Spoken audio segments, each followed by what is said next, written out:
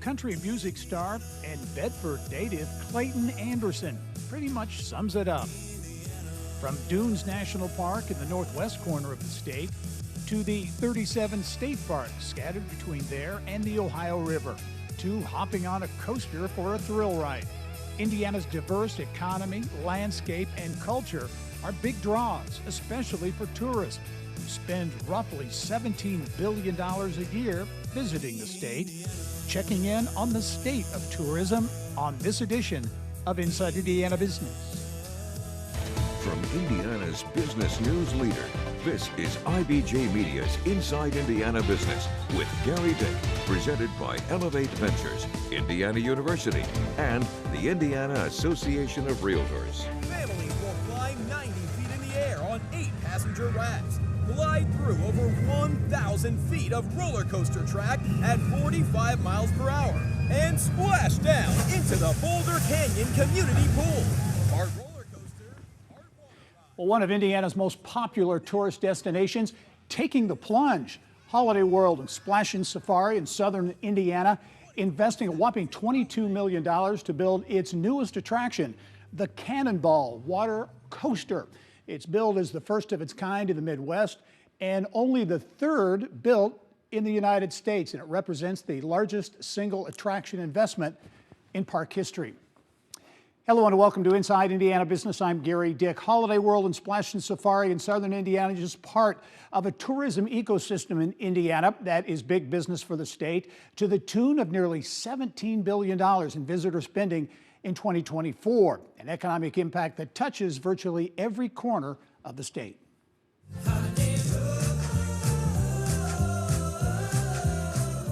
From the shores of Lake Michigan and Indiana Dunes National Park in northwest Indiana to rural Spencer County in southern Indiana and Holiday World and Splashin Safari to Taylor Swift's Eras Tour. You have just completely confirmed that we chose the right 69,000 people to spend our last American show.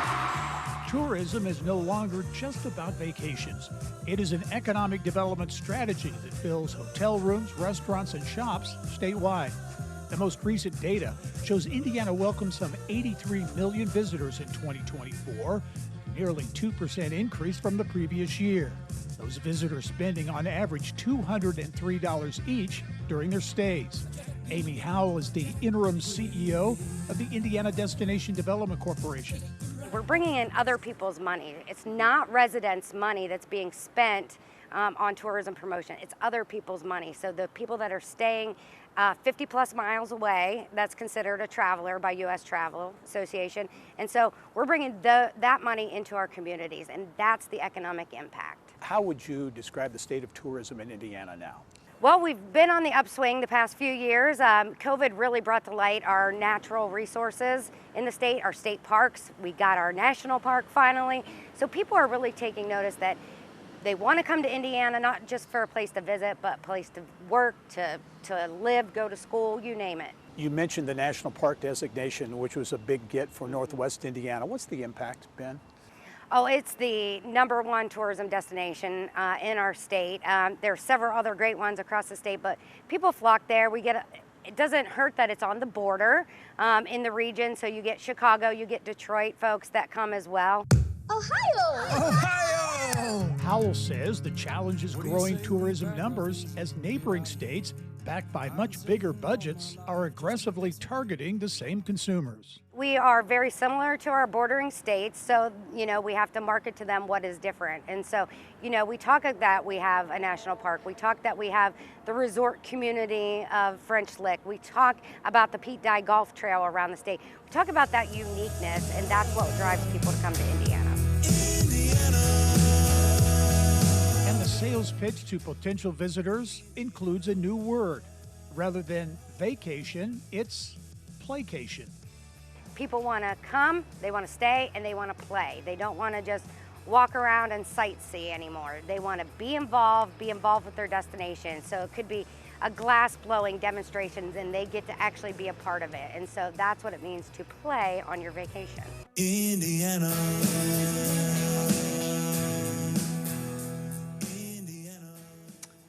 Tourism season in full swing indeed. Meantime, a new tourism strategy taking shape in southwest Indiana, home to the historic New Harmony District and Harmony State Park.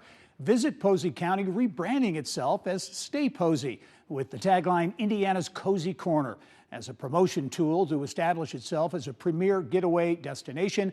Posey County is the southern and westernmost county in Indiana. It's bordered by the Wabash and Ohio rivers.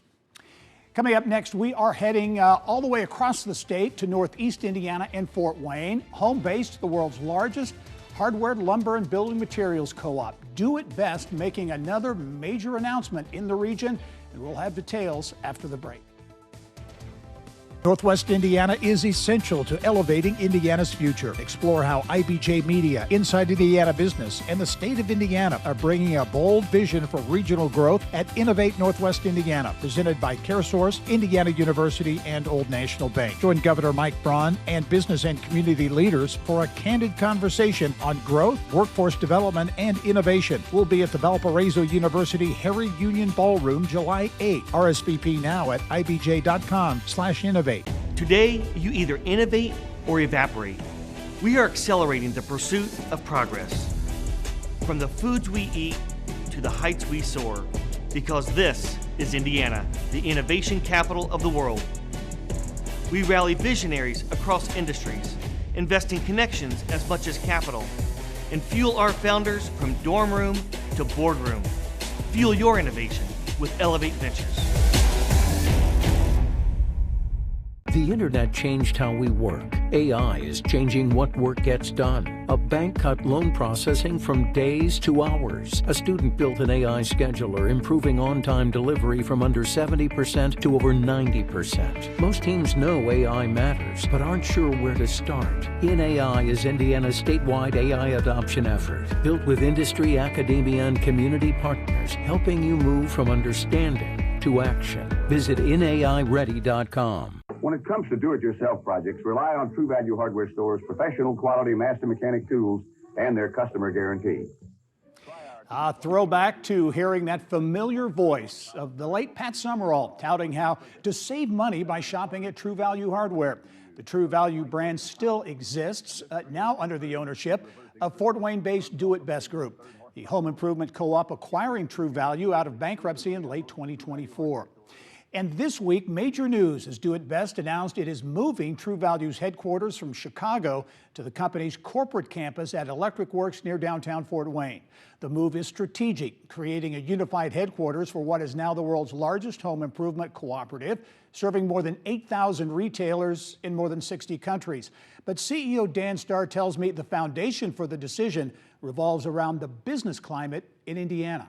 The state of Indiana is a very strong state and a well-managed, well-run state, and Fort Wayne is a very well-run city. That's what we're looking for, is competence and strength, and it's a great place to do business, and we're going to continue to do it here. Northeast Indiana has been growing and has been succeeding, and that fuels a bit of a pipeline. We've had net migrations to this area, so that makes it a whole lot easier for us to recruit and retain talent. And that's changed over the course of the last decade dramatically. We went through a generation, Gary, in Indiana, but really in Fort Wayne, where we lost a few corporate headquarters, some important ones. Everybody can remember back to Lincoln, and that was a pretty big deal. So that became a lot of the narrative of, boy, it's really difficult. We have these significant companies, and they were born and raised here, and then they move on when they gain scale. And I love the fact that we're kind of countering that narrative and proving that you can have a global headquarters for a significant organization in a town like Fort Wayne. First of all, in the state of Indiana, but also in the second largest city within the state of Indiana. Do It Best currently has about 500 employees at its Fort Wayne headquarters, a number that Starr says will continue to grow. Also in Allen County, Michelin North America expanding its routes throughout the region. The company is winding down operations at an Alabama plant and consolidating nearly all of that production at its BF Goodrich Tires plant in Woodburn. That's just east of Fort Wayne. Michelin says the factory is better positioned to meet future production demands. The company is not saying if any new jobs will be added, but the Alabama plant employed around 1,200 people.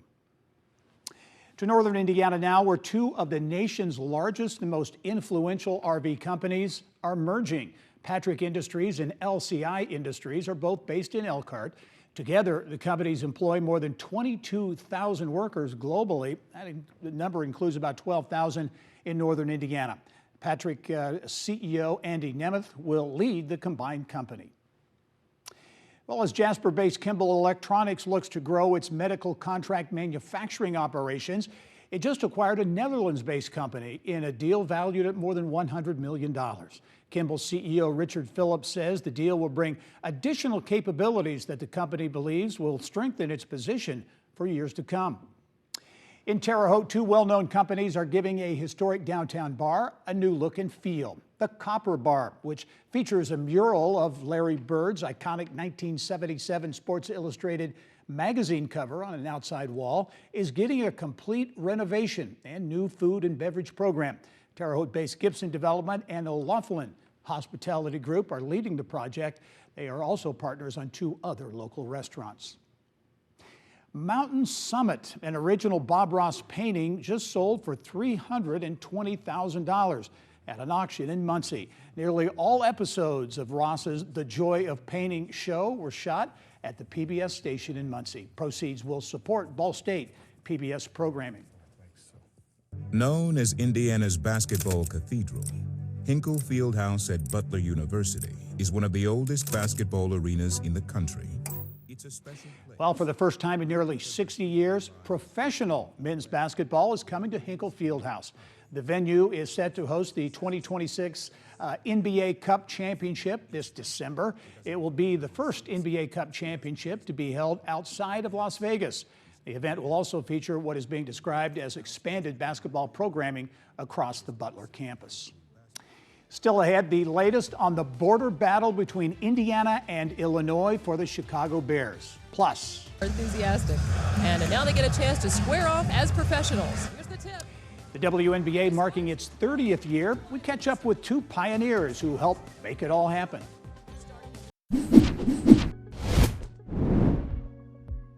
The real estate market is always changing. Working with a realtor means staying a step ahead. Here's a housing update from your Indiana Realtors. Listings dipped by 2% compared to last May, as leading indicators were dampened by rates over 6.5% and climbing economic and global risk. Pendings still ended the month up 4% year over year. Sales continued to build pace, ending at 5% up year over year. We averaged almost 16,000 available homes through May. Inventory grew, but the growth rate fell from 14% to 12%.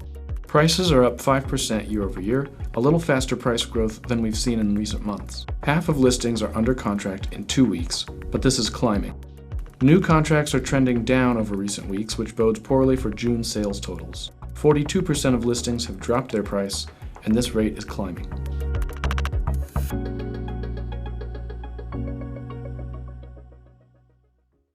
The challenges are real. Type 2 diabetes rising Small faster businesses among need help. Alzheimer's cases rising as population. Solutions. They said it'll never happen. It's too hard. Nothing will change. Can't compete. You'll never solve it. And we said, watch us. Been a while. What have you been up to? Oh, you know. Oh, I see it's not flossing. I just added some secret weapons to my toolkit. Huh? They help me drill down further, digging deeper than I ever could before. Into my business and personal finances with Lake City Bank Digital. Oh, yeah, totally. Now let's take care of that tooth. Add sharper tools for your money with Lake City Bank Digital. You are all set, Brian. I'm Devin. Well, another historic piece of Jim Irsay's multi-million-dollar memorabilia collection has been sold. The original manuscript of the 1939 book Alcoholics Anonymous, fetching nearly, get this, $2.4 million at Christie's in New York. It is the fourth auction sale of historic artifacts owned by the late Colts owner. This week's event alone generated nearly $11 million. Irsay's daughters say proceeds from the AA book will be donated to philanthropic causes their father supported. A few new nuggets to report now on the potential Chicago Bears move to Hammond. Earlier this month, we were first to tell you that additional sites for a Bears stadium were being considered in Hammond. And this week, we have confirmed that the Bears had crews drilling holes and taking soil samples on a second site, an area called Wolf Lake Terminals. It's adjacent to the Lost Marsh Golf Course location that had been identified as the original site for the multi-billion-dollar project. Hammond Mayor Tom McDermott tells me the new site would be attractive for the city as it would allow the golf course to remain and open up the entire area for development. Well, in a statement, the Bears said this activity is part of the normal site evaluation process as we continue to advance our stadium development project in Hammond. We have an excellent option already in place and continue to assess additional parcels of land in the Wolf Lake region to ensure we place the stadium and mixed-use district in the very best location to serve all of Chicagoland. Still no update, unfortunately, on a final decision from the Bears, but we'll continue to follow the developing story and have the very latest for you right here. Well, just 15 minutes down the road from Hammond, new life coming to the Dyer Indoor Soccer Arena, which closed earlier this month after 30 years in operation. Kicking soccer balls inside this longtime arena will soon be replaced by athletes who specialize in putting the bat on the ball. Dan and Alicia Goads from Lake County investing $4.5 million to transform the facility into space for youth baseball and softball training, a project they say is in high demand in the region. There's just so many teams that want space in the winter to train, and going through my own experience, I couldn't find anything that really worked. And so I said, hey, if I'm having trouble, other people got to be having trouble with this. So this is something that I know there's a market for, so I'll go and do this. I think the biggest response that we're getting from everybody is it's needed. We have already heard from some teams that are inquiring about the winter and wanting to add to a wait list. So we're anticipating a good amount of traffic coming in this winter. Well, back now to the professional sports scene in the Hoosier State. The Indiana Fever WNBA franchise, it's been a cornerstone of the league for decades.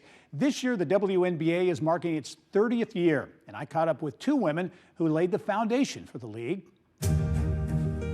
As here, Val Ackerman makes her way to the center of the court. And the first basket in WNBA history is scored by Penny Toller out of Long Beach State. That was then. Clark from way outside drops a three. This is now. What a difference 3 decades make.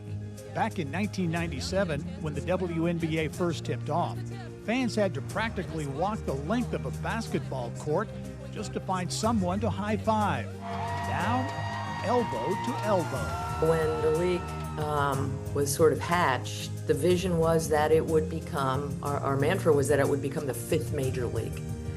We were sort of looking at the NBA and the NFL and Major League Baseball and the National Hockey League as the big 4. And the vision was that someday women's professional basketball would be in that sort of tier, on that level. Val Ackerman, the WNBA's first president and current commissioner of the Big East Conference, says choosing what time of year the league would play games was a key to success. Oh, the summer, I think, was probably one of the biggest decisions, so that we could maximize exposure. And then the other one I would just cite is it was never in doubt that we would call it the WNBA. I mean,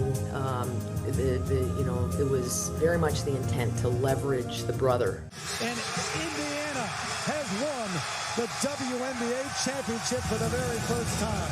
Tamika Catchings put the Indiana Fever on the map, leading them to the WNBA championship in 2012. Clark wants to keep piling on. Now the face of the franchise, Caitlin Clark. She's drawing fans from all over the country to Gainbridge Fieldhouse.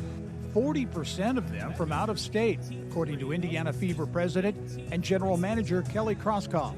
It's been exciting from day one, and we are proud to go forward every day with her as one of the leaders in the league and certainly a face of the franchise. And it's been a thrilling new day, and there's new opportunities with. I can't say enough for what Caitlin's done for the game, for the league, for our team, for the city. Those are all moments in time that are historical, because there's a whole new generation of fans that are now following the WNBA. Krauskopf also says the new landscape of college athletics and the NIL are better preparing athletes for the business side of the professional sport. We're not asking them to do things that they're not already used to doing. There was a day where you talk about meeting with sponsors and talking with partners, and it was just a new world. It just wasn't something that was part of the everyday life of a female athlete, because corporate America, frankly, was not that interested. But they're interested now.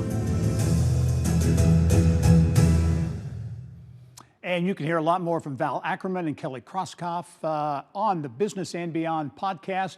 You can check it out wherever you get your podcasts. Well, when we come back, the new way Hoosiers with mobility issues are experiencing Indiana nature. It's awesome. The water, the stillness, you don't hear no traffic. How an all-terrain vehicle is driving a whole new experience for disabled visitors at Indiana's 37 state parks. More in this week's Business of Health.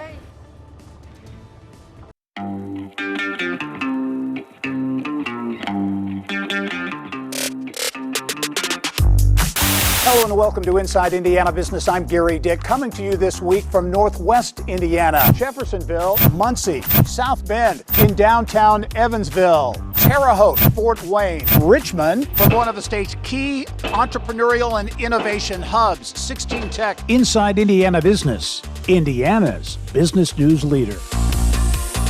The challenges are real. Type 2 diabetes rising Small faster businesses among need workers. help. Alzheimer's cases rising as population Solutions. They said it'll never happen. It's too hard. Nothing will change. Can't compete. You'll never solve it. And we said, watch us. Been a while. What have you been up to? Oh, Oh, I see it's not flossing. I just added some secret weapons to my toolkit. Huh? They help me drill down further, digging deeper than I ever could before. Into my business and personal finances with Lake City Bank Digital. Oh, yeah, totally. Now let's take care of that tooth. Add sharper tools for your money with Lake City Bank Digital. You are all set, Brian. I'm Devin. The real estate market is always changing. Working with a realtor means staying a step ahead. Here's a housing update from your Indiana Realtors. Listings dipped by 2% compared to last May, as leading indicators were dampened by rates over 6.5% and climbing economic and global risk. Pendings still ended the month up 4% year over year. Sales continued to build pace, ending at 5% up year over year. We averaged almost 16,000 available homes through May. Inventory grew, but the growth rate fell from 14% to 12%. Prices are up 5% year over year, a little faster price growth than we've seen in recent months. Half of listings are under contract in 2 weeks, but this is climbing. New contracts are trending down over recent weeks, which bodes poorly for June sales totals. 42% of listings have dropped their price, and this rate is climbing.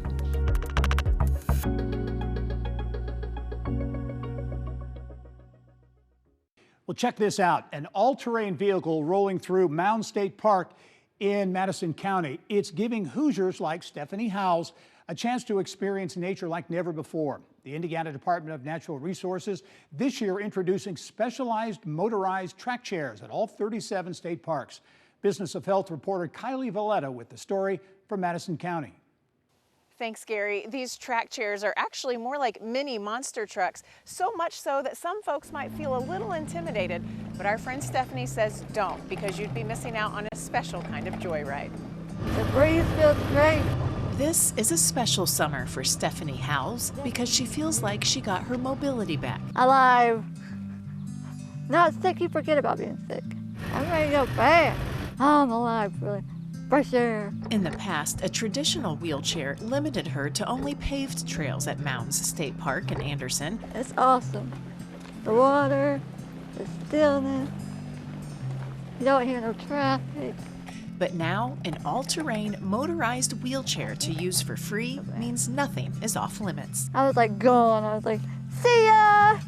They can't keep up with me. People that could not get out be able to do it. That's what we do this for. That's the whole idea. We want to see people out in nature that have never got to do it before. Every Indiana state park now has at least one track chair. State Parks has been working tirelessly, really, to try to become more accessible for folks. A big name in Indiana business, Eli Lilly and Company, funded the 45 track chairs rolled out statewide this spring, supported by $1 million from a Lilly endowment grant. It's been awesome. We've had people come from Utah and all over the United States to try these things out. So this is not just folks from Indiana, you know. I love it. The rollout means Indiana now has more track chairs than any other state park system, making it #1 in the country. This makes you feel like an important alive. Because just because you have some kind of disability or ailment doesn't mean you're not alive. You still want to experience things other people want to experience. Sometimes even more, I think. The joy and something that, you know, it's for the whole family. It's not just the person in the chair. Like, the whole family that comes with them gets to experience that with them. Hey, bro, slow down. Okay. Most days, it's her husband turned hiking partner trying to keep up with her, but the whole crew sometimes tags along. Just the time I get with my family. Like my kids, you know, we could come bring them with us. And now they can feel like they're walking the trails with me.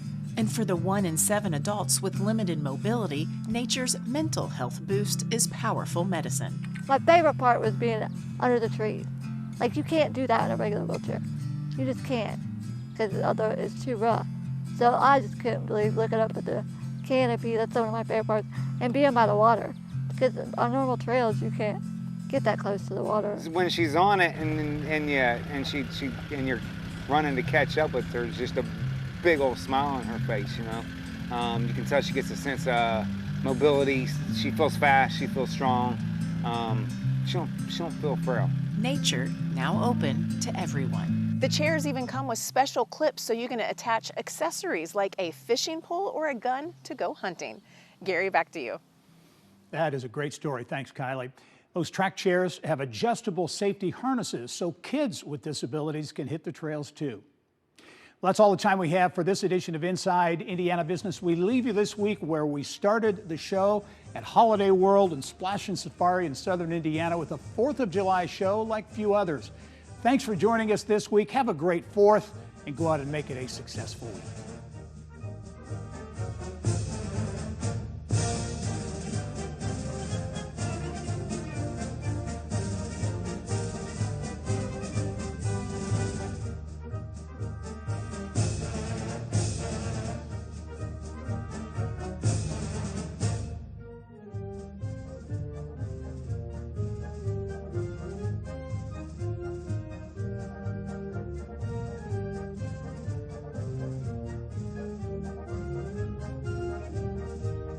Northwest Indiana is essential to elevating Indiana's future. Explore how IBJ Media, Inside Indiana Business, and the state of Indiana are bringing a bold vision for regional growth at Innovate Northwest Indiana, presented by CareSource, Indiana University, and Old National Bank. Join Governor Mike Braun and business and community leaders for a candid conversation on growth, workforce development, and innovation. We'll be at the Valparaiso University Harry Union Ballroom July 8. RSVP now at ibj.com/innovate. Today, you either innovate or evaporate. We are accelerating the pursuit of progress. From the foods we eat to the heights we soar, because this is Indiana, the innovation capital of the world.